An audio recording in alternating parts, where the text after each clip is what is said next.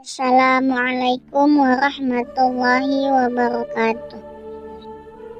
Pada video kali ini sering sedikit ilmu tentang 6 golongan manusia yang akan dimasukkan ke neraka pada hari kiamat sebelum hisab atau hari perhitungan amal.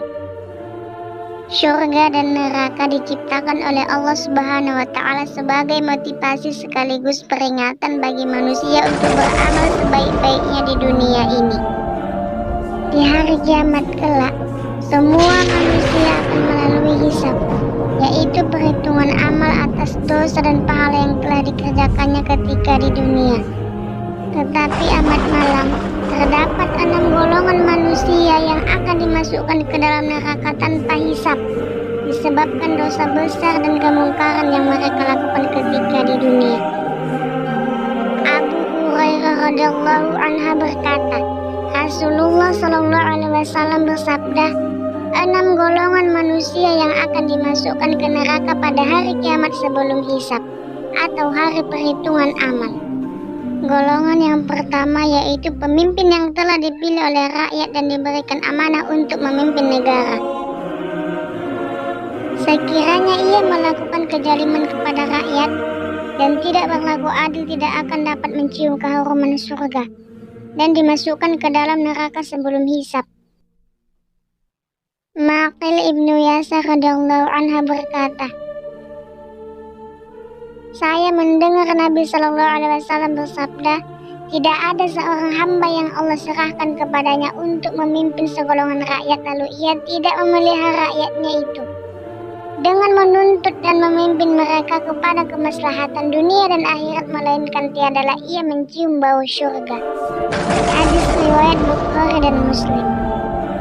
Golongan yang kedua yaitu orang yang fanatik atau menyombongkan kebangsaannya. Islam melarang umatnya mengutamakan kemegahan atau ta'assub kepada sesuatu kaum atau bangsa, dan sifat seperti ini disebut memperjuangkan asobiyah. Seorang lelaki atau ayah perempuan yang meriwayatkan hadis bertanya, wahai Rasulullah, adakah dianggap asobiyah pula orang yang sayang kepada kaum bangsanya? Rasulullah Shallallahu Alaihi Wasallam menjawab, tidak. Tetapi asobiyah ialah apabila seorang itu menolong bangsanya kepada kezaliman.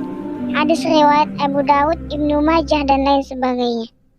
Golongan yang ketiga yaitu pemimpin yang sombong. Sifat sombong adalah salah satu sifat yang dimurkai oleh Allah Subhanahu wa Ta'ala, karena sebenarnya tidak ada yang bisa disombongkan di dunia ini. Meskipun memiliki kekuasaan dan kekayaan yang berlimpah, itu semua adalah milik Allah Subhanahu wa Ta'ala. Bila Allah berkehendak, maka semua yang dimiliki bisa lenyap dalam waktu singkat. Golongan yang keempat yaitu pedagang atau ahli perniagaan yang curang. Salah satu cara mencari rezeki yang dianjurkan oleh Allah Subhanahu wa Ta'ala adalah dengan cara perniagaan. Ini merupakan kegiatan ekonomi jual beli yang dianjurkan untuk dilakukan umat Islam. Karena aktivitas perniagaan menjanjikan hasil laba yang berlipat ganda jika berusaha dan bersungguh-sungguh. Namun, jika perniagaan ini dilakukan dengan penipuan, yakni menaikkan harga barang, mengubah ukuran timbangan atau menimbun barang, ini adalah sesuatu yang dilarang oleh Allah Subhanahu wa Ta'ala. Golongan yang kelima yaitu orang yang bodoh yang mempertahankan kejahiliaannya. Islam adalah agama yang sangat memuliakan ilmu pengetahuan. Terlebih lagi jika ilmu yang dipelajari tersebut diamalkan dan disebarkan untuk dimanfaatkan oleh orang lain. Nabi Shallallahu Alaihi Wasallam bersabda, barang siapa yang menuntut ilmu berarti menuntut jalan ke surganya. Hadis riwayat Muslim. Golongan yang keenam yaitu ahli ilmu karena hasad dengkinya. Hasad atau dengki diartikan sebagai sifat seseorang yang tidak suka jika melihat orang lain mendapatkan kenikmatan dari Allah Subhanahu wa Ta'ala.